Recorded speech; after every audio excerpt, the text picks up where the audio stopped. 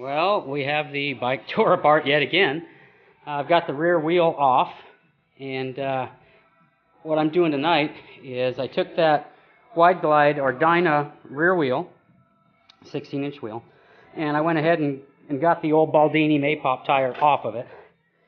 And then I thought, well, why don't we start taking measurements so I know what I need to do to make this wheel fit on that bike.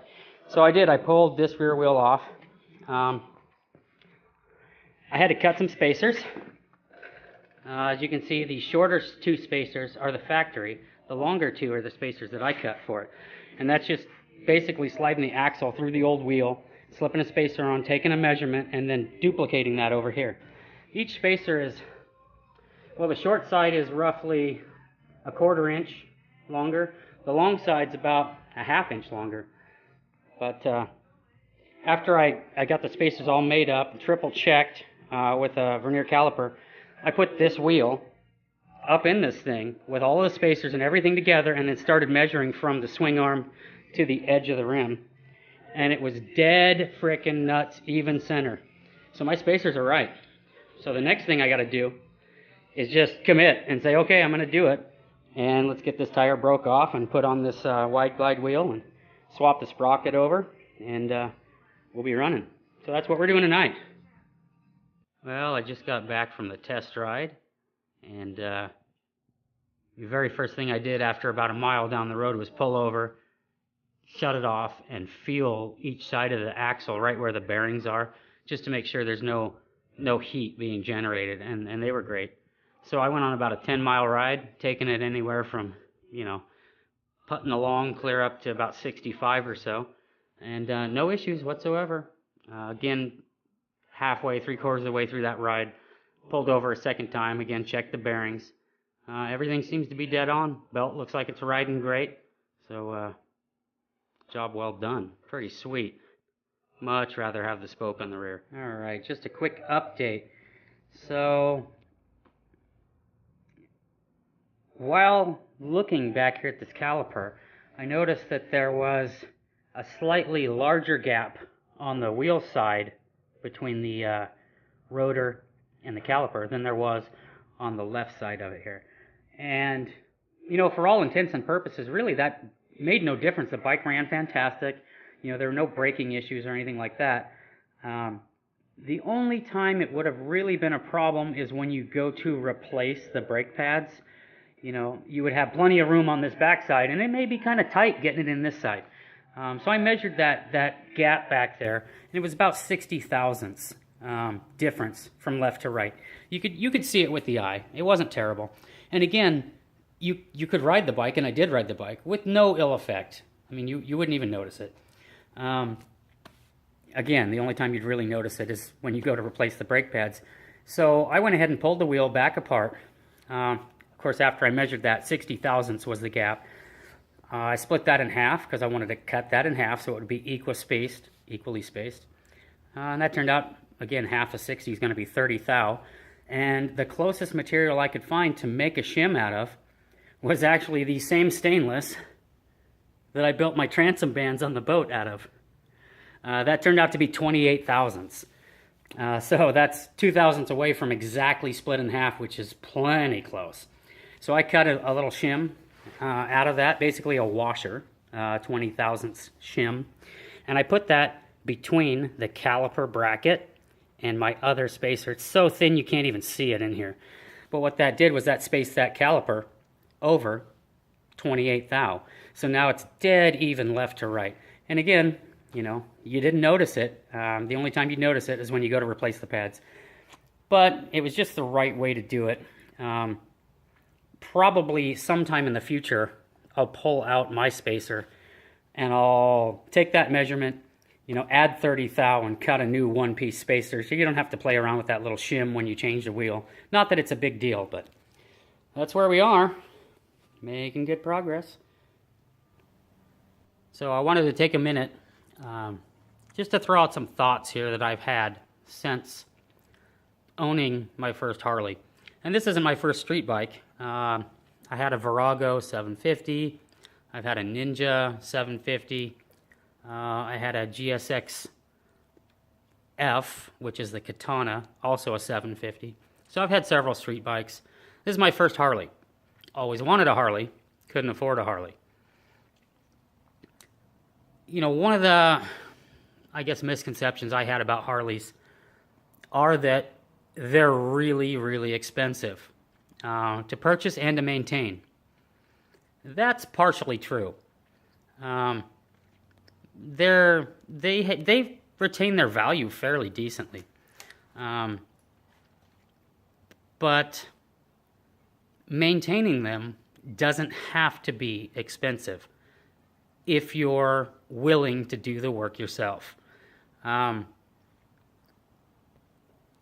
Since I've got this bike, I probably put, I don't know, 15 to 20 hours worth of work in it total. That's the Springer front end, making spacers for the Dyna wheel, swapping the front tire, making spacers for the rear wheel and swapping the rear tire, cutting the seat off, changing the blinkers, wiring the tank work, all the stuff that I've done to this bike. You would have paid thousands of dollars, thousands and thousands of dollars to a Harley-Davidson dealership if you had somebody do the work. So, yeah, if you're not mechanically inclined and you buy a bike, a Harley, be prepared. If you're going to have the dealership do the work, be prepared to spend some money. It is expensive. Their labor is very expensive. But if you're like me and you're, fairly mechanically inclined, parts themselves, especially for Sportsters, are relatively inexpensive. I mean, that front end, I think, was, what was it, $450? Not very expensive. You probably would have paid a couple grand to have somebody install it. Again, I saved that doing the work myself. But just miscellaneous things like the switch for the brake light up at the handlebar there. The switch itself was like $14. Again, not going through the dealership. If you go through the Harley-Davidson dealership, you will pay through the nose. But if you go through, third parties, whether or not it's OEM, really doesn't matter, just as long as it's a quality part. Stay away from Harley-Davidson dealerships. And the parts are reasonable. They really are.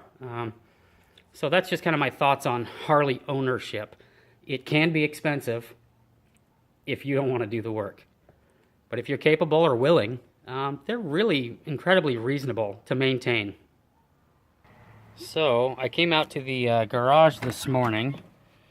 Turn on some lights here. And my bike got itself a girlfriend.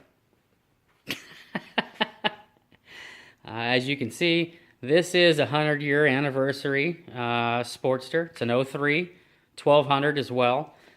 This one's got a slightly different paint scheme, which I didn't know they offered in 03. It's got the black tank, exactly like mine, but it has the black-silver front and rear fenders. So I knew they had an all-black like mine. I knew they had a black-silver, which should, I thought, have a black-silver tank.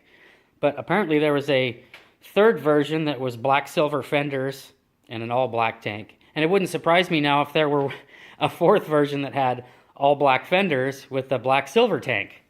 But anyhow, my buddy, he's seen me ride this bike to work a few times and knows that I've been working on it, and in a roundabout way asked if I'd be willing to work on his bike.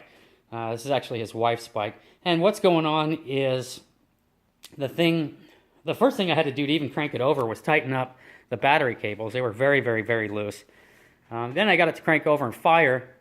On full choke, it'll run right. As soon as you start to take the choke off, it'll spit and sputter and pop and snort and do some goofy stuff. And if I were to guess, it's probably got the pilot jet plugged up in the carb, or partially plugged up.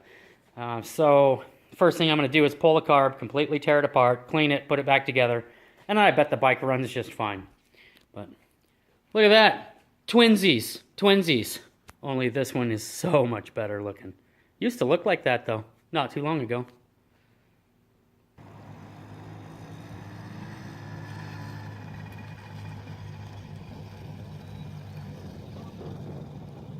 All right, so we gave it a carb cleaning and went ahead and changed out the slow jet and the main jet.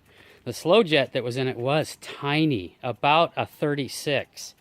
I replaced that with a 45. The main jet was a 170, and I put a 180 in it, and it runs substantially better. Of course, this thing was jetted for, 10,000 feet, so it was running lean here on the coast at about what's our elevation here, about 30 feet. So let's go ahead and fire it up. Key on and hit the button. Just like that. Of course, this one's substantially quieter than mine. It still has the factory mufflers on it, but it's running very, very well. So I think we fixed it. So I ordered a static balancer, and I now have the front wheel off the bike, and I am rebalancing it. The last time I did this, I just used the front axle, which is not near as accurate as this. It has nice little precision bearings, 2 little aluminum cones. You slide this 1/2-inch axle all the way through it, slip these little cones up, and then there's set screws. Roll this guy around. There it is, set screws. So you just lightly set screw the tapered cones to the axle, set your wheel in between these two, and the heavy spot's gonna rotate to the bottom. Now, one thing I did do is take a level, and you can see these little shims here, make sure that this axle is dead level across here. So I went through, and you can see the 2 weights here. So I put pieces of tape on the spokes where the weights used to be, and then I knocked the weights off and redid this. You can see this one is still on the same spoke, but this one over here has actually moved. You can see it was a spoke down here. You can see the blue tape. So this weight used to be over here. So it moved over one. On top of that, I had to add, I'm getting ready to add, one of these little 10 stick-on weights. So this is a much more accurate way to balance the tires, the wheels. So after you get everything balanced, then you just move this thing around to this spot and you let go and you see if it sits there, and it sits there. So then you move it to another 45 and you let go and you see if it sits there, and then you move it to the other, and you just keep moving your weight around or adding or taking away weight until it just sits totally still no matter where you sit the wheel, and then it's balanced. So that's what we're doing tonight, and this is definitely more accurate.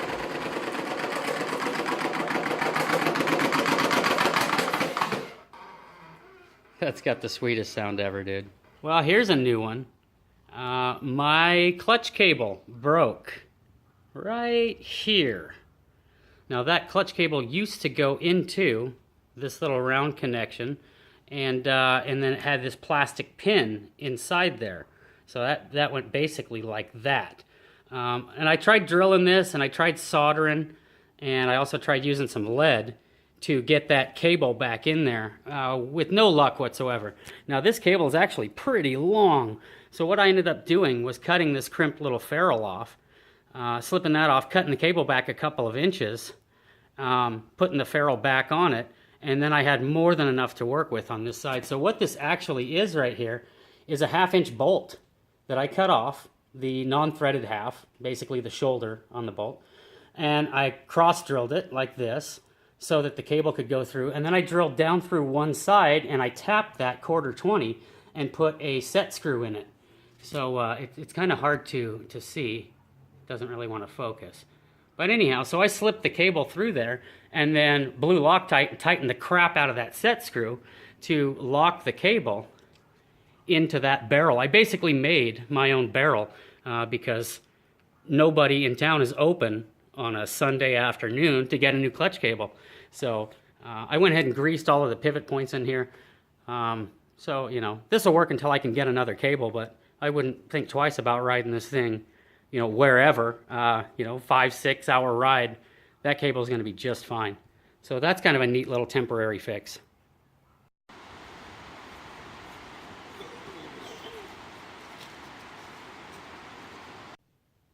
So the following morning, after balancing the front wheel, I pulled the rear wheel. You can see there's stick-on weights here, and there's a spoke weight here. There's also 3 more matching stick-on weights on the other side. It took right at 2 ounces of weight to balance the rear wheel. And again, the only reason I used the stick-ons was because I ran out of the spoke weights. I prefer them. I think they look better. But anyhow, balanced fantastic. I'm super happy with that static balancer. It was a great purchase. Glad I made it. That's really all we've been up to. Just little things here and there, you know. The yellow Sportster in this video was my younger brother's, and we took a trip, just a day trip. We put about 150 miles on the bike, just riding back roads, going to places we haven't been since we were kids, and just exploring. Every time we saw something that interested us, we just pull over and stop and, you know, eat some junk food and have a drink of water and shoot the shit for a bit and then hop on the bikes and ride some more. And it was just a ton of fun. Very, very cool. Yeah, so that's where we're at. You know, thank you for watching. If you haven't subscribed to the channel, please subscribe, rate, and comment, and we'll see you guys someday on the next update of whatever.